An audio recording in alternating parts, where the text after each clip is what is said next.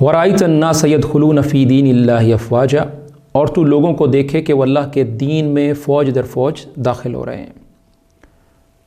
تو فتح مکہ کے بعد اللہ تعالیٰ کی طرف سے یہ مسلمانوں کے ساتھ ایک بہت بڑی تائید اور مدد اور نصرت تھی اللہ تعالیٰ کی، کہ وہ لوگ جو اللہ کے رسول صلی اللہ علیہ وسلم کے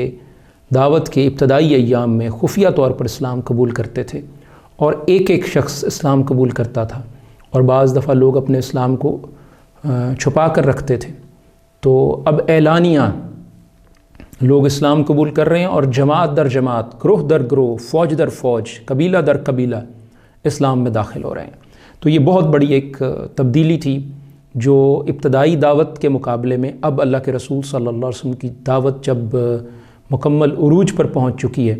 تو اس وقت کی صورتحال میں اس قدر فرق آ چکا تھا۔ تو جب مکہ فتح ہو گیا تو عرب کے قبیلے دھڑا دھڑ اسلام میں داخل ہونے شروع ہو گئے۔ مکہ رمضان 8 ہجری میں فتح ہوا، اور 9 ہجری میں اس قدر وفود، اس قدر ڈیلیگیشنز اور اس قدر لوگ اسلام لانے کے لیے مدینہ حاضر ہوئے کہ اس سال کو سیرت اور تاریخ میں عام الوفود کا نام دے دیا گیا۔ ہر قبیلے کے چند معتبر لوگ مدینہ جاتے، اسلام کی تعلیم حاصل کرتے، واپس آ کر اپنے لوگوں کو اسلام کی دعوت دیتے۔ 9 ہجری میں حج کے موقع پر اعلان برات کیا گیا، جس کا تفصیلی ذکر سورۃ توبہ میں آ چکا۔ اب اس اعلان کی روح سے مشرکین عرب کے پاس 2 ہی راستے تھے، یا تو وہ اسلام میں داخل ہو جائیں یا پھر جزیرہ عرب سے باہر نکل جائیں۔ تو مشرکین عرب میں سے اکثر نے پہلی ہی بات قبول کی اور اسلام لے آئے، اور 10 ہجری میں سرزمین عرب کا اکثر حصہ کفر و شرک سے پاک ہو گیا۔ غزوہ فتح مکہ ایک ایسا فیصلہ کن مارکہ تھا جس نے بت پرستی کا کام تمام کر دیا اور سارے عرب میں حق و باطل کی پہچان بن گیا۔ فتح مکہ کا واقعہ حالات کو تبدیل کرنے اور اسلام کو طاقت دینے، قوت دینے کے لیے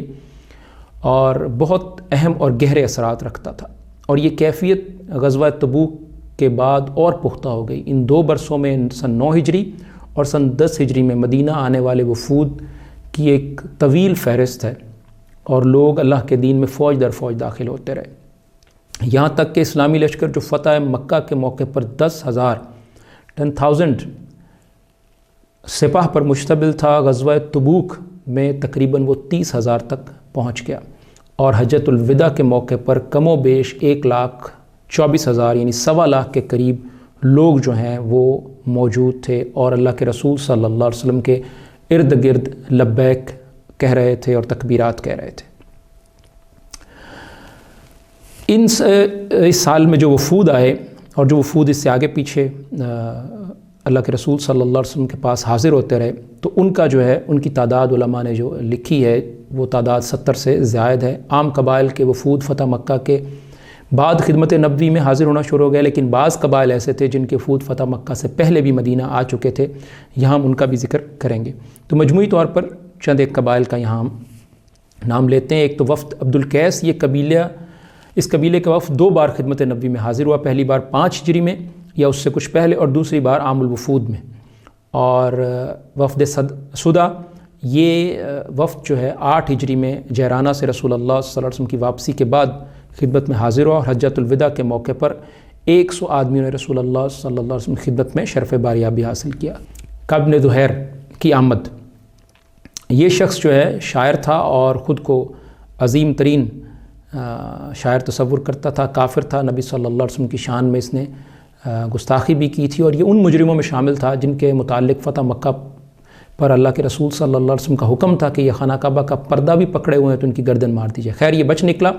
بعد میں خدمت نبوی میں حاضر ہوا۔ اسی طرح وفد عذرا، یہ 12 آدمیوں پر مشتمل تھا، اور اس میں حمزہ رضی اللہ عنہ ابن نعمان بھی تھے۔ اسی طرح وفد بلی، یہ ربیع الاول 9 ہجری میں مدینہ آیا اور 3 روز مقیم رہا۔ وفد ثقیف، یہ وفد رمضان 9 ہجری میں تبوک سے واپسی پر رسول اللہ صلی اللہ علیہ وسلم کی خدمت میں حاضر ہوا۔ وفد حمدان، یہ 9 ہجری میں تبوک سے رسول اللہ صلی اللہ علیہ وسلم کی واپسی کے بعد خدمت میں حاضر ہوا، اور مالک ابن نمت کو ان کا امیر مقرر کیا گیا۔ وفد بنی فزارہ، یہ تبوک سے واپسی پر 9 ہجری میں رسول اللہ صلی اللہ علیہ وسلم کے پاس آیا، اور یہ 10 سے زیادہ کچھ افراد تھے، سب اسلام لا چکے تھے۔ ان لوگوں نے اپنے علاقے میں قحط سالی کی شکایت کی، رسول اللہ صلی اللہ علیہ وسلم منبر پر تشریف لے گئے اور دونوں ہاتھ اٹھا کر بارش کی دعا کی۔ وفد نجران، یہ بھی 9 ہجری میں آیا، 60 افراد پر مشتمل تھا، 24 آدمی جو ہے اشراف میں سے تھے۔ وفد نے مدینہ پہنچ کر رسول اللہ صلی اللہ علیہ وسلم سے ملاقات کی، کچھ سوالات کیے اور آپ نے ان کے سوالات کے جوابات دیے۔ رسول اللہ صلی اللہ علیہ وسلم نے ان سے جزیہ لینا منظور کیا۔ وفد بنی حنیفہ، یہ وفد 9 ہجری میں آیا، اس میں مسیلمہ کذاب سمیت 17 آدمی تھے۔ مسیلمہ کذاب نے اس وقت اسلام قبول کیا تھا، بعد میں اس نے نبوت کا دعویٰ کر دیا، اور 10 ہجری میں اور 12 ہجری میں عہد خلافت میں یہ یمامہ کے اندر قتل کیا گیا۔ اسی طرح جو ہے وفد طئی آیا اللہ کے رسول صلی اللہ علیہ وسلم کے پاس، وفد تجیب آیا، اور اسی طرح کچھ وفود 9 ہجری، 10 ہجری،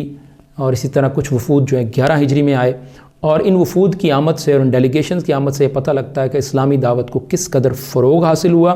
اور یہ بھی اندازہ ہو گیا کہ مدینہ جو ہے وہ جزیرۃ العرب میں ایک قوت بن چکا ہے اور عرب کا دارالحکومت بن چکا ہے، اور اس سے نظر ہٹانا اور اس سے صرف نظر کرنا کسی کے لیے ممکن نہیں تھا۔